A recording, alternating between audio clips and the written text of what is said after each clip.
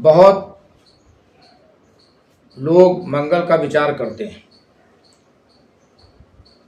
अधिकतर कुंडली मांगलिक होती हैं और लोग मांगलिक कुंडली जानकर सुनकर बहुत भयभीत हो जाते हैं। पर हम आपको बताते हैं कि मंगल दोष का परिहार भी होता है, मंगल दोष रद्द भी होता है। केवल कुंडली मांगलिक रह सकती है और मांगलिक कुंडली होना ये अलग बात है और मांगलिक दोष रहना ये अलग बात है। बस इसी बात को ठीक से समझना है। आप सबको पता है कि जन्म पत्री के लग्न भाव में अर्थात पहले भाव में, चौथे भाव में, सातवें भाव में, आठवें भाव में और 12वें भाव में अगर मंगल बैठा हुआ है तो आपकी कुंडली मांगलिक बोली जाएगी। अब ये भाव याद रखिए, 1, 4, 7, 8, 12 भाव, इनमें कहीं भी मंगल बैठा है कुंडली मांगलिक बोल दी जाएगी, कुंडली मांगलिक है। लेकिन अगर एक भाव में मेष का मंगल, वृश्चिक का मंगल या मकर का मंगल होकर के बैठ गया है तो आपकी कुंडली का मांगलिक दोष पहले भाव का खत्म हो जाएगा। चौथे भाव में अगर मंगल बैठा है, वहां पर भी स्वराशि का मंगल चौथे भाव में 1 नंबर या 8 नंबर या 10 नंबर का मंगल होकर के बैठ गया तो भी आपका मांगलिक दोष खत्म हो जाएगा। सातवें भाव में 1 का मंगल माने मेष का मंगल, वृश्चिक का मंगल, मकर का मंगल और यहां तक कि मीन का होकर के बैठ गया है। ये अंक नंबर बैठ गए हैं 1, 8, 10, 12 माने मेष, वृश्चिक, मकर, मीन सातवें भाव में और मंगल बैठा है इन्हीं अंकों के साथ, किसी भी एक अंक के साथ, तो आपका मांगलिक दोष समाप्त हो गया। 8वें घर में मंगल बैठा है तो भी कुंडली मांगलिक बोली जाती है। लेकिन 8वें घर में अगर मेष राशि का मंगल बैठ गया, वृश्चिक राशि का मंगल होकर बैठ गया या कुंभ राशि का होकर के मंगल बैठ गया या फिर कर्क राशि का मंगल होकर बैठ गया तो आपका 8वें भाव का मांगलिक दोष समाप्त हो जाएगा। आप मांगलिक रहेंगे पर दोष खत्म हो जाएगा। ऐसी 12वें भाव में अगर आपका मंगल 12वें भाव में बैठा है और 12वें भाव में मेष राशि का या वृश्चिक राशि का या मकर राशि का होकर बैठ गया तो मांगलिक दोष समाप्त हो गया। अब देखिए मांगलिक दोष समाप्त हो गए। दूसरा, कुछ योग और हैं मंगल के साथ, इन्हीं घरों में मंगल के साथ 1, 4, 7, 8, 12 में मंगल के साथ अगर शनि बैठ गया तो मांगलिक दोष समाप्त हो जाता है। मंगल और शनि आमने सामने होकर के बैठ गए तो मांगलिक दोष खत्म हो जाएगा। जैसे आपका मंगल लग्न भाव में बैठा है और शनि 7वें भाव में बैठ गया तो शनि मंगल को देख रहा है, मंगल शनि को देख रहा है, माने आमने सामने बैठ गए तो मांगलिक दोष का परिहार हो जाता है। मंगल के साथ अगर गुरु बैठ गया, इन्हीं घरों में मंगल बैठ गया और साथ में मंगल के साथ गुरु बैठ गया 1, 4, 7, 8, 12 में तो भी मांगलिक दोष खत्म हो गया, समाप्त हो गया। मंगल के सामने अगर गुरु बैठा हो, मान लीजिए 7वें घर में गुरु बैठा है और लग्न भाव में मंगल बैठा है तो गुरु अगर मंगल पे दृष्टि डाल रहा है, अब मंगल पे गुरु की दृष्टि होती कितनी है? मंगल पे गुरु की दृष्टि कितनी होती है? एक तो 5वें 7वें 9वें, 5वें भी गुरु देखता है अपने से और 7वें भी देखता है, 9वें भी देखता है।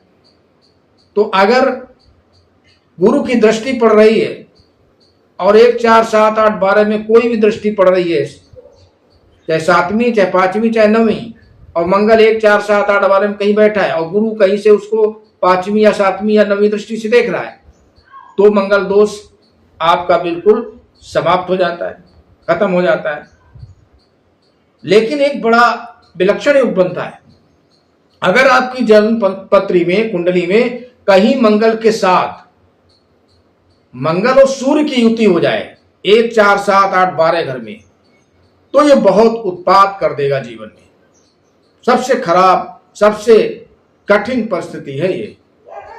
ऐसा अगर आपकी कुंडली में, तो आप अपना विचार करें। दूसरा एक कठिन योग है, अगर लग्न में 6 अंक लिखा है, लग्न में 6 अंक लिखा है और मंगल बैठा है, तो आप ये समझिए आपकी कुंडली घोर मांगलिक होगी। कुछ सूत्र और भी हैं। 1 4 7 8 12 में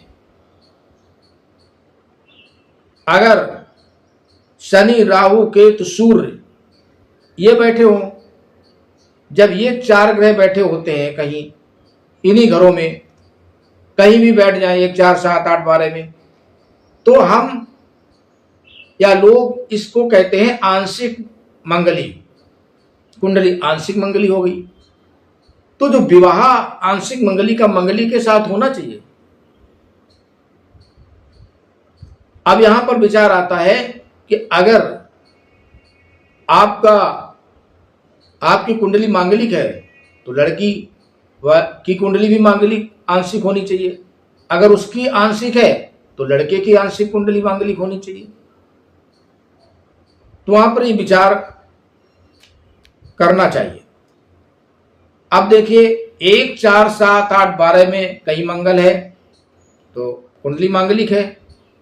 अब मंगल के साथ गुरु और चंद्र बैठे हों तो कुंडली मांगलिक दोष खत्म कर देती, मांगलिक दोष समाप्त हो जाता है। यहां तक कहा गया है कि 1 4 7 8 12 में मंगल बैठा है, कुंडली आपकी मांगलिक है, पर अगर गुरु कहीं भी बैठ करके इसको अपनी दृष्टि 5वें 7वें 9वें से देख रहा है मंगल को, तो भी मांगलिक दोष समाप्त हो जाता है। चंद्रमा भी अगर अपनी 7वीं दृष्टि से देख रहा है मंगल को कहीं दूसरी जगह भी बैठ करके, तो भी मांगलिक दोष समाप्त हो जाता है। शुक्र लग्न में है, बलवान है, और शुक्र 7वें घर को देख रहा है तो मांगलिक दोष समाप्त हो जाता है। गुरु 5वें 7वें 9वीं दृष्टि से कहीं भी बैठ करके मंगल को देख रहा है तो मांगलिक दोष खत्म हो जाता है।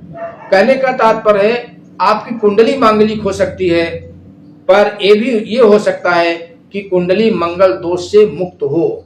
अब लोग कह देते हैं 1 4 7 8 12 में मंगल बैठा है, कुंडली मांगलिक है, आप मांगलिक लड़की के साथ शादी करिए।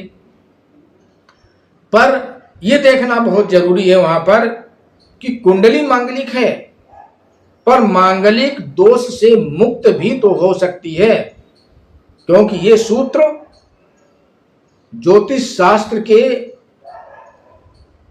ग्रंथों में दिए हुए हैं, वहां पर कुंडली मांगलिक नहीं है। अब 1 4 7 8 12 में मंगल बैठा है और मंगल स्वराशि का होकर बैठा है, मेष और वृश्चिक की राशि का बैठ जाए कहीं किसी घर में होकर के, तो कभी भी मंगल स्वराशि का होकर अपने घर को खराब नहीं करेगा। ये सूत्र हैं।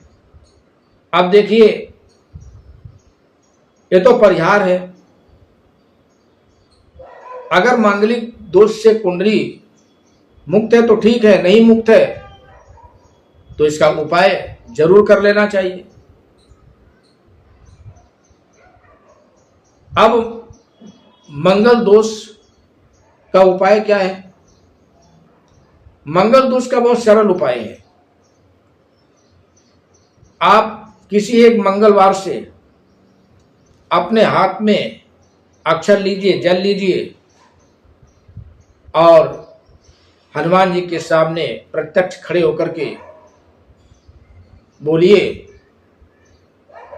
कि मेरे लग्न पत्रिका में मंगल दोष है, मैं मंगल दोष से मुक्त होना चाहता हूं, उसके निमित्त मैं आपके समक्ष जल और अक्षर से संकल्प करके और हे मंगल देव, आपको 5 किलो गुड़ अर्पित कर रहा हूं, दान कर रहा हूं, और दान कर दीजिए मंदिर में और चले आइए।